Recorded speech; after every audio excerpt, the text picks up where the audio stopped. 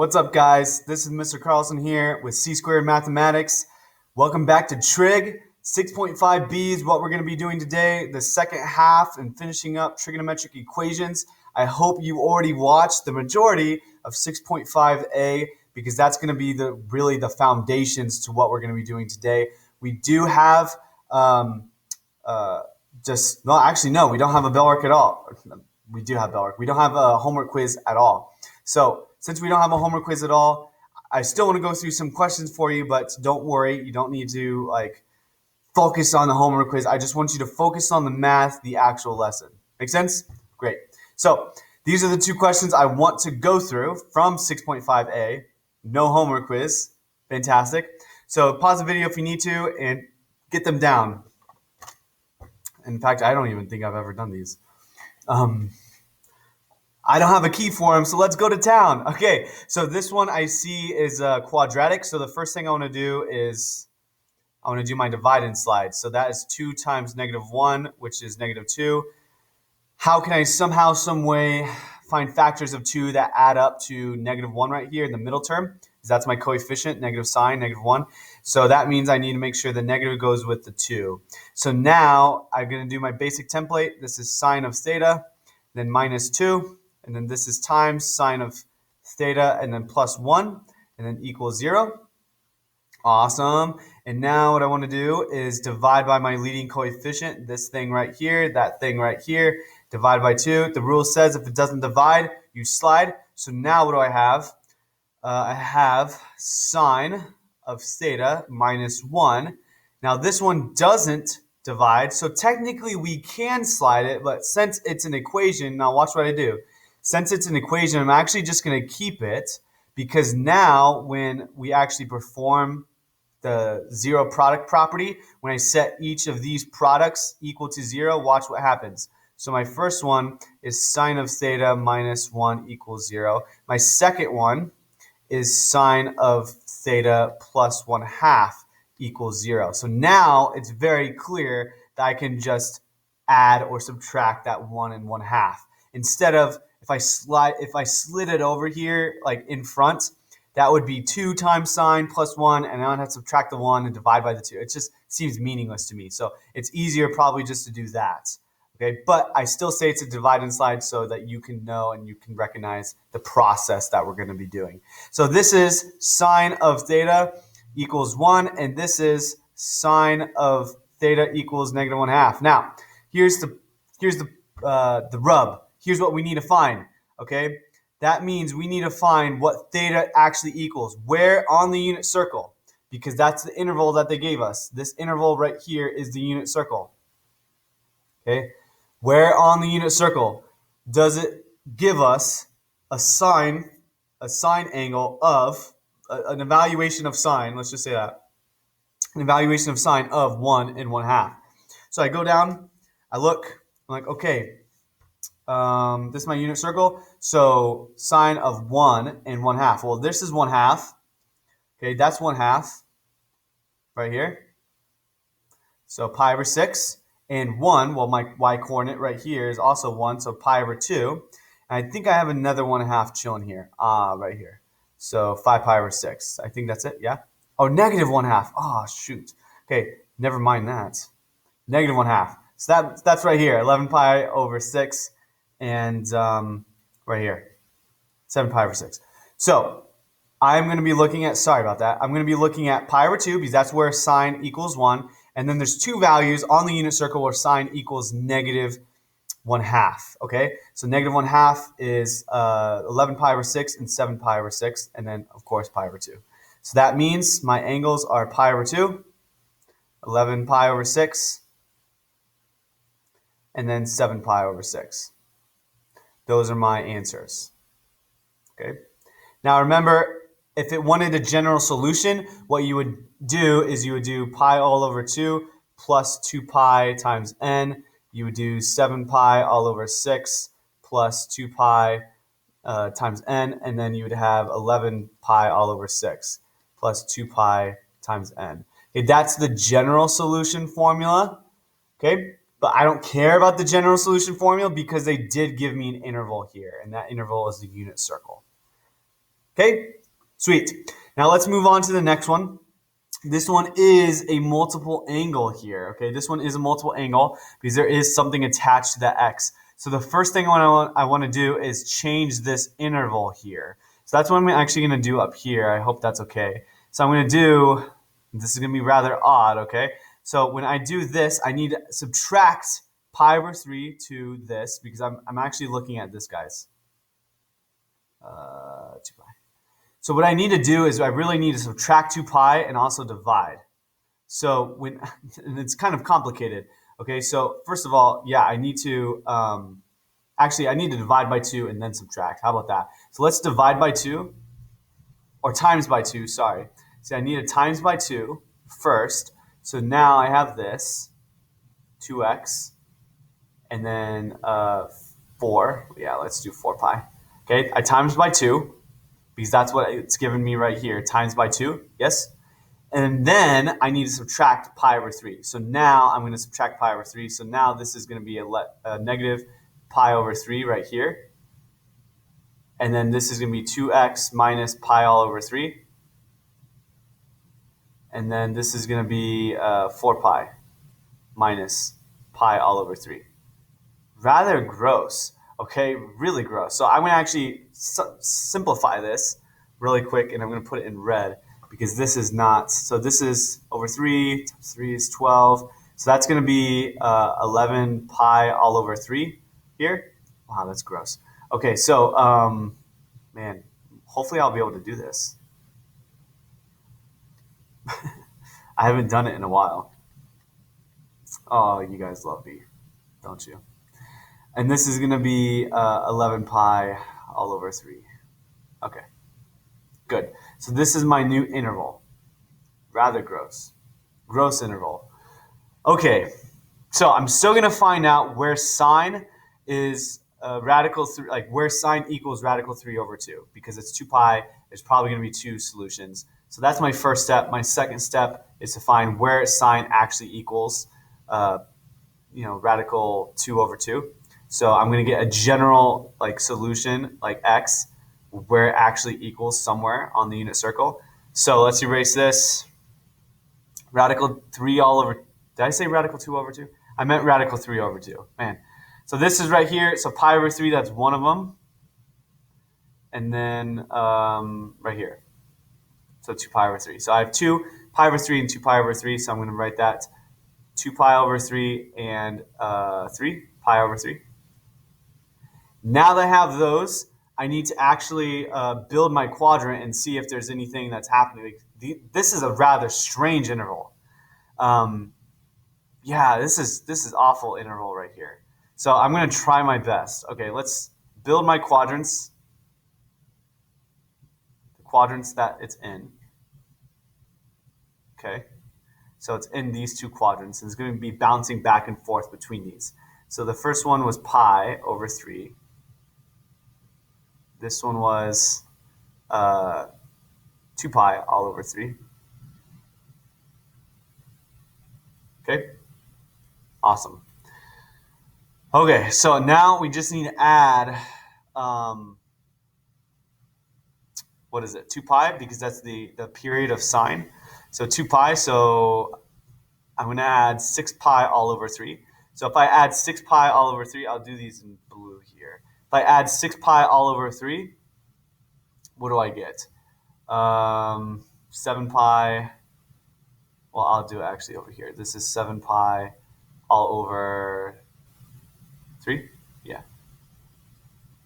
Okay. And then if I take 2 pi all over 3 plus 6 pi all over 3, because remember 6 pi all over 3, 6 pi all over 3 equals 2 pi, and the period of sine is 2 pi. So if I take 2 pi that all over 3 plus 6 pi all over 3, I get 8 pi all over 3. Still not past my interval, so that's not that bad. Okay. I think we probably will actually include this. I'm thinking this is actually a value too, negative pi over 3. let's just continue. So now I'm going to do another 6 pi all over 3 added to that. So I get down here, that's going to be 14 pi all over 3. And of course, that goes past. Okay, so I can't include that because it goes past. So that means I have these 4. Now, I'm pretty sure these are my 4. So I'm going to go over here. And I'm almost positive that this is an answer because this is negative pi over 3 and it's included. So since it's included, that means negative pi over 3 is all the way down here. So negative pi over 3. So I wonder if I actually add 6 pi over 3, will I get other ones? Oh, that blows. What if I add 6 pi over 3? Let me figure this out real quick, guys. If I add 6 pi over 3, I get 5 pi all over 3. And then add another 6 pi over 3, I get 11 pi all over 3. But the problem is I can't include that because it's not included, so I can't use that one. It's not included here. So let me actually use these 6. I'm going to plug it into Desmos and double check no matter what, okay? So don't think I won't.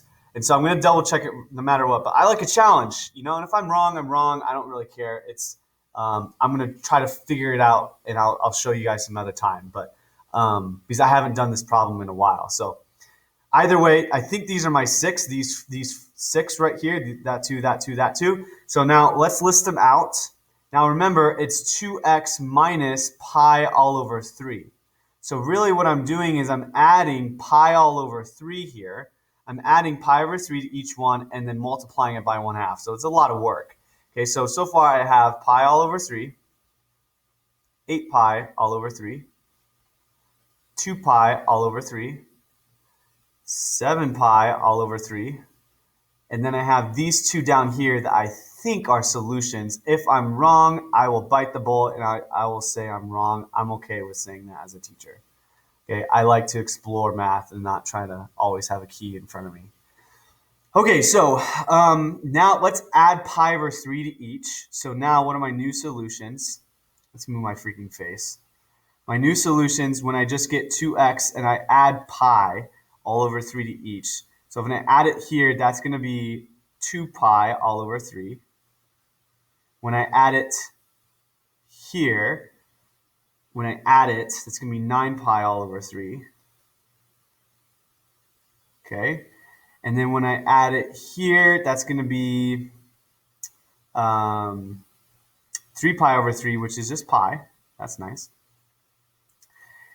And then when I add it here, I have 8 pi over 3.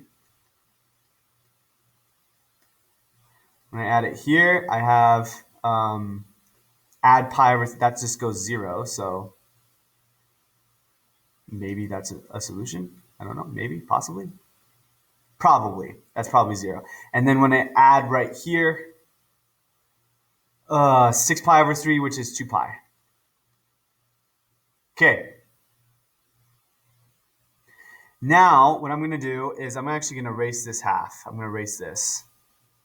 I'm feeling confident. I think this is the right answer. I know it takes a while, okay, but I'm telling you, at least for me, I didn't like how Math Excel actually explained it. And this was a lot easier when I first learned how to explain it this way. And most students pretty much got it really, really well. Okay, so if you're struggling, completely understandable. See if you can learn it the Math Excel way on View an Example and see if that helps. Because if it helps, then you don't have to worry about mine. Okay, so let's try. I'm gonna start right here. Okay, so now I need to multiply by 1/2 because I need to get x equals. So when I say multiply by 1/2, I'm gonna look at each one. So I multiply by 1/2 here. The 2's go away, so I just get pi over 3. Okay. Multiply by 1/2 here, I get 9 pi all over 6. So 9 pi all over 6, which reduces down to 3 pi all over 2.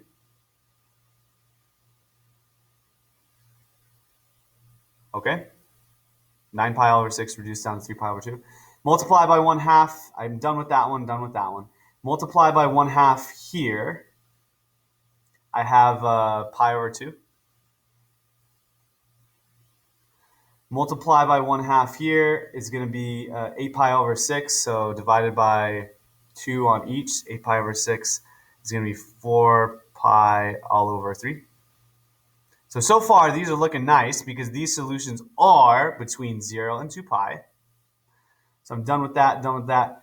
0 times 1/2 is just 0, so I am going to include that value there.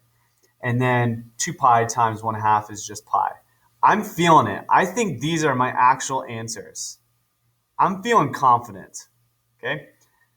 So the weird thing that this question had, guys, is really just not only was it just multiplied by something, because in the lesson I just multiplied by something, but I also have this. So I needed to add. So that's what I needed to do. I needed to first divide by 2 here, and then I needed to add or subtract the pi over 3.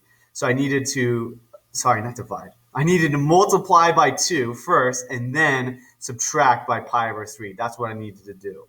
And so I got this weird funky interval. And then I still, okay, these are my values of where sine is 3 pi or radical 3 all over 2 on my regular solid unit circle interval. After that, what I did was I still built it. I still built my quadrants from pi over 3, what I found on the unit circle, and 2 pi over 3, which I found on the unit circle. And I added 2 pi or 6 pi all over 3, because it's the exact same thing, and I can add them there. And I bounced back and forth.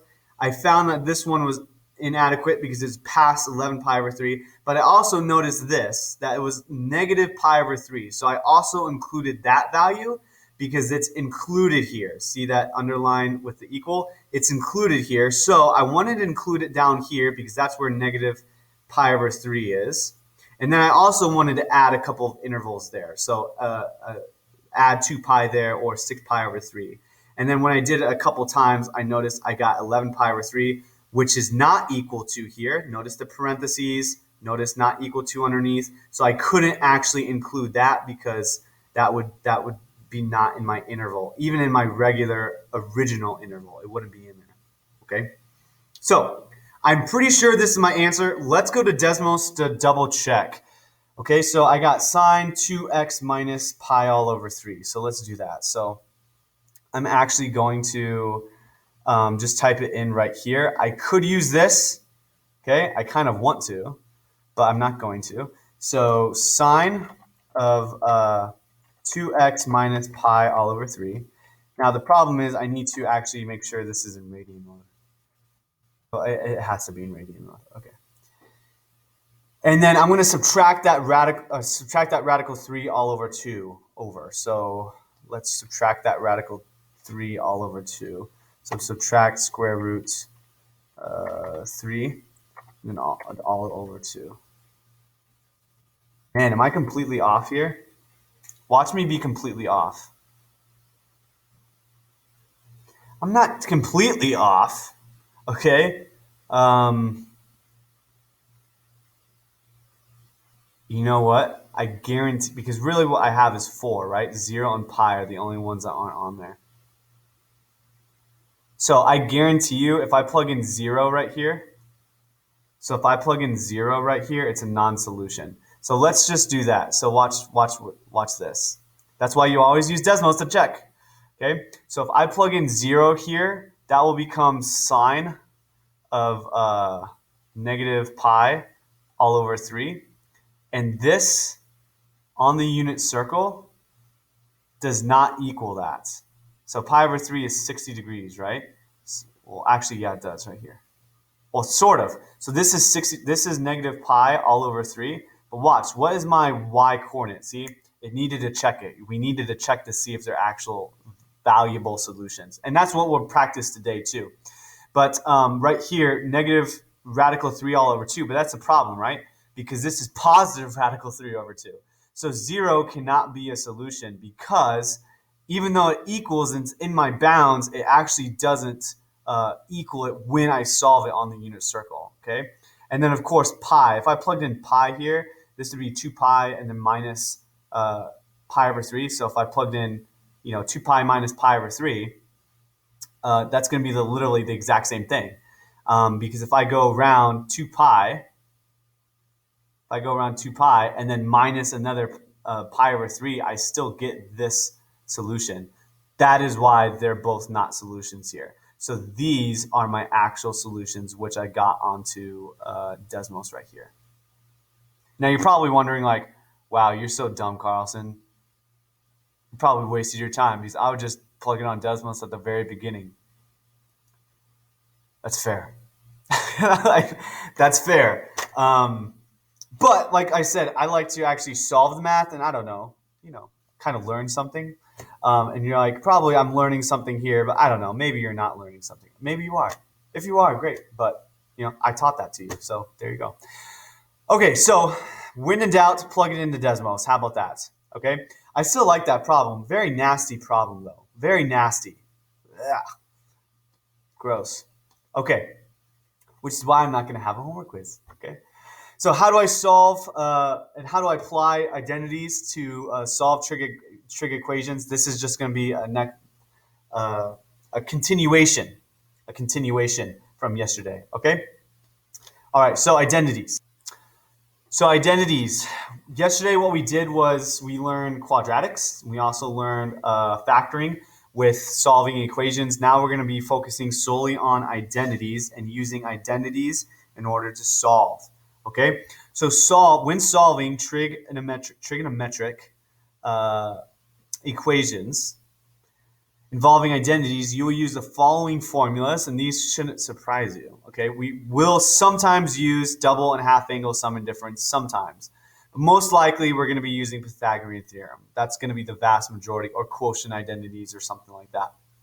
Okay, the goal is to get the equation in terms of one trig function, so sine, cosine, and tangent, because you're going to have multiple different trig functions. Now, if you recall yesterday, just think about it. Did we have multiple trig functions in an equation? No, it was either cosine all the way through, sine all the way through, or tangent all the way through. It was never like sine and cosine in one equation and you had to solve for x. All right, so it wasn't something like that. So because of that, we're going to try to see if we can get it into one solid equation, one solid trig function. So I'm given this. Notice how it's cosine and sine. So I do want to use a Pythagorean identity here. Notice I want to use this because this is cosine squared. So I'm actually going to implant this to be 1 minus sine squared x. The reason that being is because, remember, this is a Pythagorean identity. And so cosine squared x equals 1 minus squared x, because if I added the sine squared x over, I would get sine squared x plus cosine squared x equals 1, which of course is my Pythagorean identity. This too is a Pythagorean identity, just a formulation. Okay, so plus 3 sine of x equals 0. Notice how I'm still on the unit circle, 0 to 2 pi. That's my interval. Okay, now what I'm going to be doing is I'm going to just distribute. So this is 2 minus 2 sine squared theta squared x plus 3 sine x equals 0. Okay, and then I'm going to rearrange this. Negative 2 sine squared x plus 3 sine x. And then plus 2 equals 0. On the junk. And I want to get rid of this negative here, actually, so I'm going to just change the signs of all of it. So it would help me. Now, I notice this is a quadratic, and I am going to, whoopsie, need to change the sign. I am going to use my divide and slide problem. So that means I'm going to take 2 and then times negative 2 off to the side. 2 negative 2 equals negative 4. So factors of negative 4 that somehow, some way add up to negative 3, well, that's negative 4 and 1. So that means I'm going to take sine of x and then minus 4, and then times sine of x plus 1. This equals 0, just like I would a regular quadratic. It does not matter, guys. I'm solving it like a normal quadratic. Okay? And then I need to divide by the leading coefficient. And if it doesn't divide, you slide. But do we really need to divide? Or do we really need to slide if it doesn't divide? Probably not. We can kind of keep it there and then subtract it over like that. We'll subtract the 1/2 over. So now what is this? Well, this is sine of x equals, not equals. I'm kind of skipping ahead a little bit here. Sine of x minus 2 equals 0. And then 2, my second one, is going to be sine of x plus 1/2. Okay, so that means, actually, you know what? I'm going to expand over here. I'm just going to finish it up here. So that means my first one, I have sine of x equals 2. And then my second one, I have sine of x equals negative 1/2. Now, this first one, there is no solution. Why? Because there's nowhere on the unit circle where sine equals 2. Okay, so this one is nice for us, but it is no solution because there's nowhere on the unit circle where sine equals 2. So that one's done. Okay. And now this one, where does it equal negative 1/2? Let's find out. So let's erase all this jazz. Where does it equal negative 1/2? Well, it equals it right here, my y coordinate, sine, and then right here, 7 pi all over 6. So 11 pi over 6, 7 pi over 6 is where sine equals negative 1/2 on the unit circle. So that's what I'm going to say. I'm going to say x equals 7 pi all over 6, and then 11 pi all over 6. Okay, perfect. These are my answers. Okay, notice how I'm going a little bit faster here because I feel like we should kind of get the general gist of how to, factor and how to use our quadratic knowledge in order to solve these trigonometric equations. If you're still struggling with this, of course, you can just do 2 times x squared, and then right here, 2 times x squared from here. 2 times x squared, and then minus 3x, and then minus 2 equals 0. Okay, that's probably the biggest thing that I would encourage you to do if you're still kind of struggling with the sign and thing, this stuff right here, because it's really just algebra 2. Like, I'm factoring how I would with algebra 2. My students who took algebra 2 with me should be very strong in that. Should be. Okay, if you're not, then let me know, and I'll definitely be happy to help you. Tutor anytime. Okay, let's erase. Let's go through a lot more other examples similar. So this one, I am going to be using a Pythagorean identity. I think. No, I'm not. Okay. Nope. I'm going to be using this though. What is that?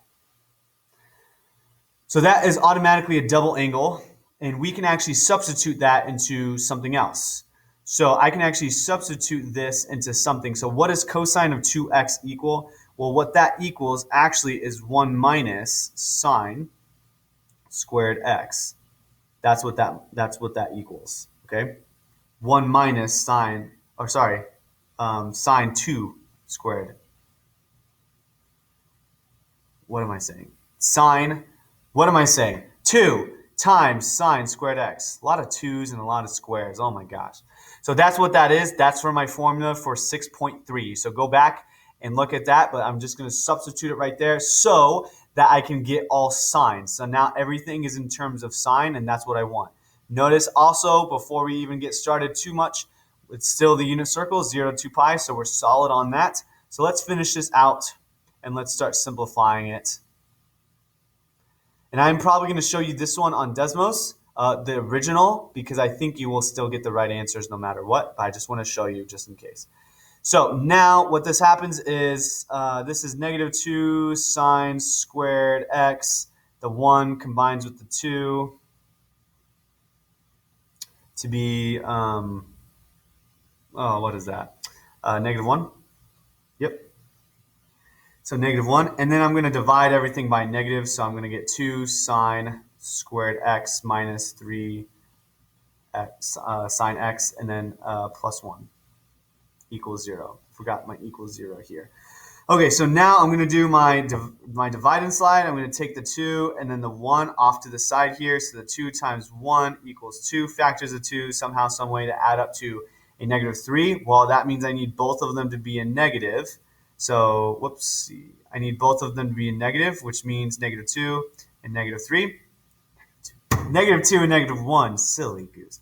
Okay, so now I have sine of x minus 2. Now notice they both have to be negative here because this is positive and that's negative. Whenever that back sign is positive and that sign is negative, that means both your factors are going to be negative. The signs of your factors are going to be negative. So that's 1 equals 0. I divide by 2, divide by 2. So now my first equation, I'm going to skip down to the equals 1. If this is minus 1, I add it over to the other one, and it's going to be 1. I'm going to make that skip. I hope that's okay. And this is sine of x equals 1/2. Okay? Let's finish all the way over here in blue. All right, so now what I have is which values of sine equals 1 and which values of sine equal 1/2. So which values of sine equal 1? Let's go there first. Right here, pi over 2, because sine is y. So that means I'm going to do pi over 2, solving for my angle measures. And now, which value, which angle measure gives me 1/2 on the unit circle?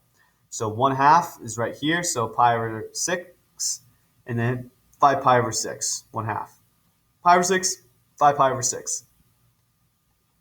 So pi over 6, 5 pi over 6. Perfect. Awesome. Those are my answers. Okay, done.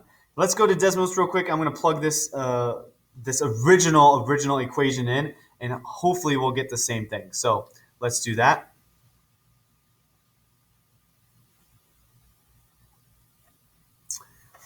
Okay, so I have 2 cosine squared x, and then I have, oh, sorry, no, that was my other one. This is cosine and then 2x, and I'm going to be plus 3 sine, wow, I can't even type, sine, and then minus 2. This is what it looks like. Of course, I need to get my restriction here, 0 to 2 pi, so I'm going to copy that, bring it down, paste. So this is what I have, and yeah, I get the exact same thing. Boom. Pretty sweet, right? So I get the exact same thing. I get the same thing. Now, again, these only work, and these only you can only find those if you make sure you're in step pi over 2. So you have to go over here to your x-axis, and you have to type in pi over 2 there. And then that way you can actually get these values. Okay? So, sweet. Just letting you know it works. I'm not going to continue going to use Desmos. I'm just letting you know Desmos does work. Okay? Let's erase this. Let's go through some of our other ones.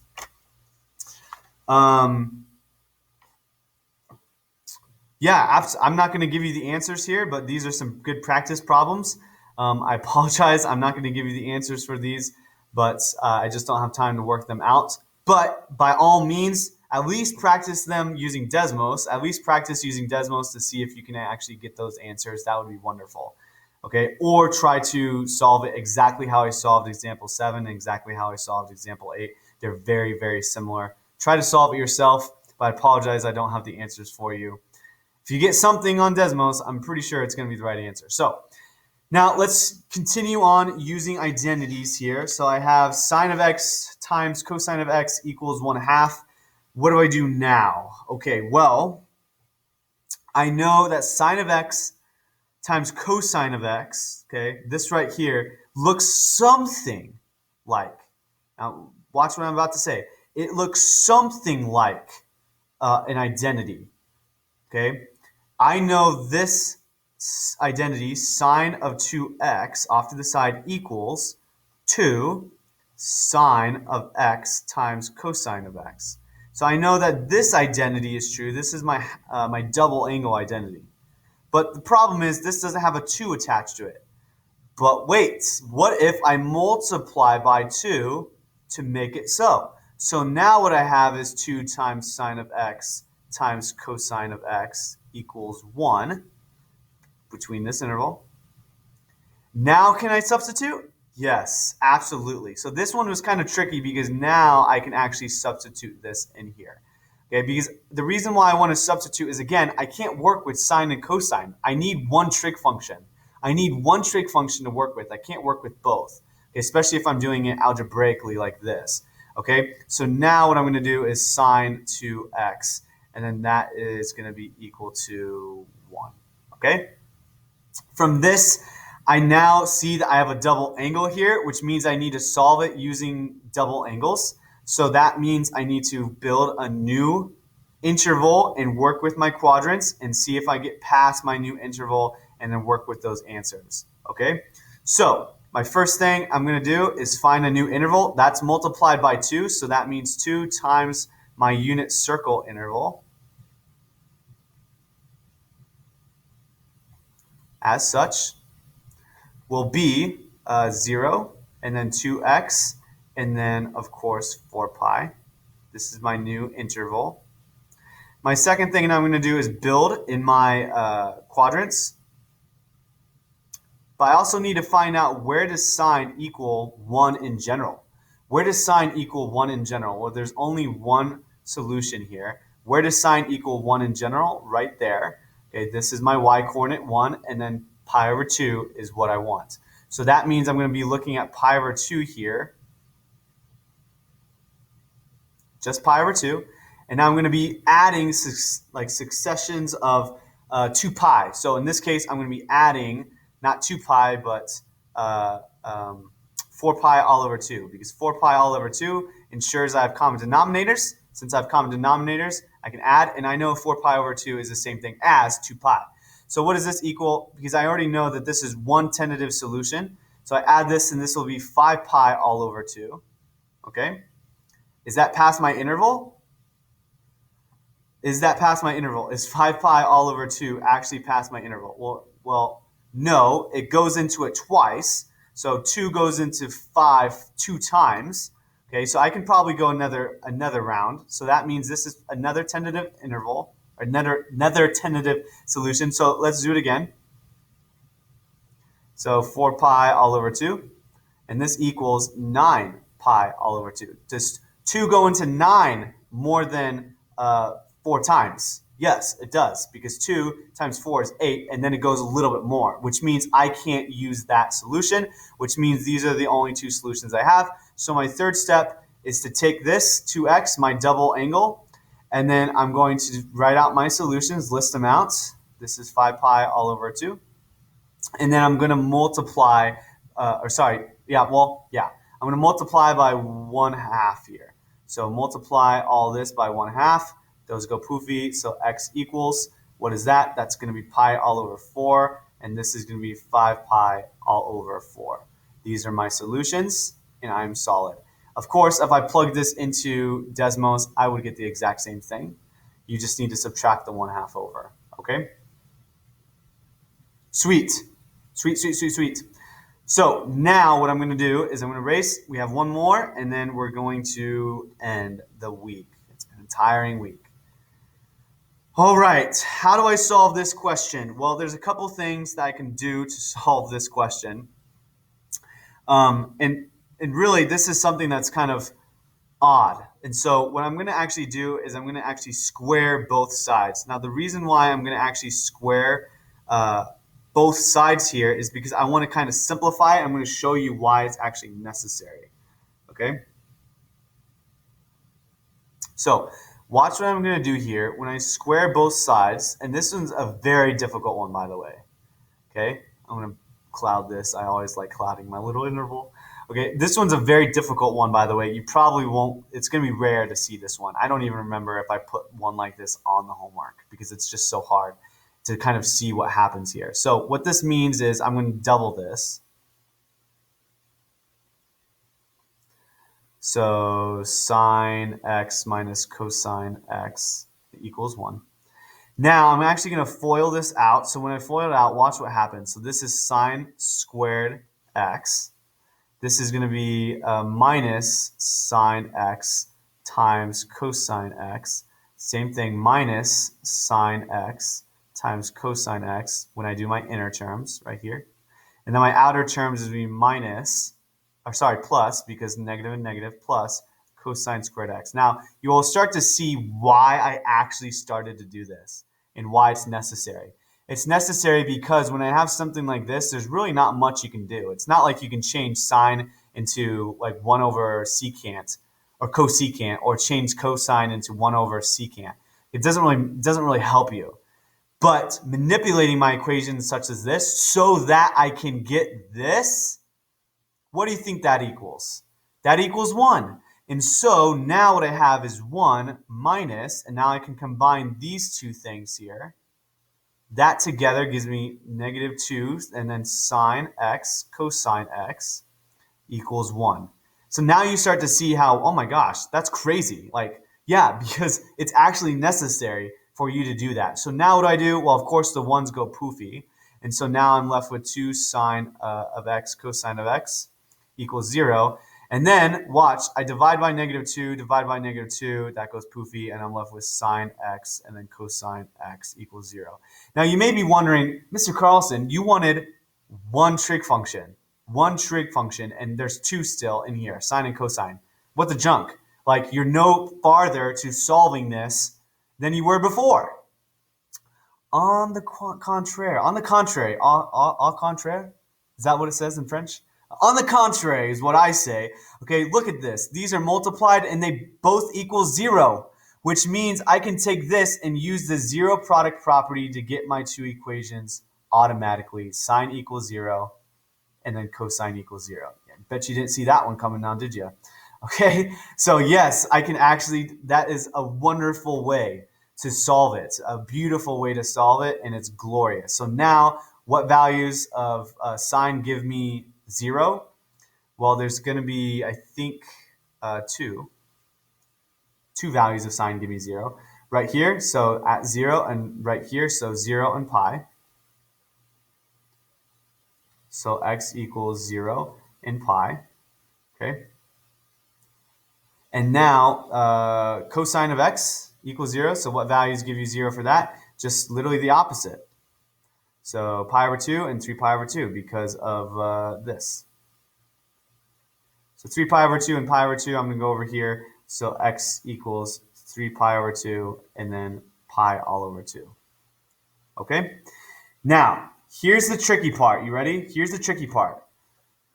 When you plug these values in, okay, you may actually get this wrong if you do it here because these are technically right solutions, but some of them give some extraneous solutions. And the reason why they sometimes give extraneous solutions is because you squared stuff here. Because when you square this, it can give extraneous solutions. And so because of that fact, some of these do not work. So you actually need to plug them in and test it out. So I'll let you do that, but do it yourself. But essentially, the values that don't work are 0 and then 3 pi all over 2. And the reason why those don't work is because if I plug 0 in here, I get 1. So if I plug them both in, what I really get is negative 1 equals 1 in my original equation. I would get on the left side, if I plugged in 0 or 3 pi over 2, I would get negative 1 equals 1, which of course is not true. Okay, so I can't use those values. So my only two real values are pi and pi over 2. If you don't believe me, plug it into Desmos, which we're going to do one last time right here. Let's plug it into Desmos real quick. We have sine of x and then minus cosine of x. Sine of x minus cosine of x. Oh, and then minus 1 because it was equal 1, right? And of course, you see that those are my two values that I got. Pi over 2 and pi. And so right here, those are my two values. The other ones are extraneous, all right? So if I plugged in 0 here, I actually do get negative 2. And you're like, how do you get negative 2? Well, think about it, guys. If I have this solution, negative 1 equals 1, if I subtracted that one over, I would get negative 2 equals 0. So that's how they get negative 2 here. And the same thing here. That's how they get negative 2, like right here. Because that was my other solution. So those two values are not actually at 0 here, even though they kind of tricked us and they said that they were. Okay, so those are my two answers. I hope Desmos helps. I hope it helps because it's an awesome tool. I mean, truly, it's an amazing tool to use. And I hope you now sort of understand how to do, that's weird, how to do trig identities with solving trig equations. So I'm not going to go through these again if I don't have the answers, but if you want to try it out yourself, at least plugging into Desmos and trying to get those answers, then by all means do so. But I'm not going to show you, but try it. Really try to see if you can do them yourself. Okay? Man, I thought we were done. What the junk is this? I think I'm going to skip this. So we're not going to go through this because it's pretty much straightforward. And I think I only have one question on the homework that has to do with this. Basically, you just do the inverse real quick of that, and then you add a pi. So you add an extra pi. So whatever that is on the calculator, it's like probably 1 point something. You would add a pi real quick, and then you get your other solution. So you make sure you have two solutions because that's two solutions around the unit circle that you'll have. And same thing here. So it's really not that complicated. I'm not going to go through it. This one, man, why do I have all... I already showed you how to use it on the calculator, so I really don't think I need to go through this one. I would love to, but I don't think I need to because we already know how to use it on Desmos. I've been showing you how to use it on Desmos over and over and over again.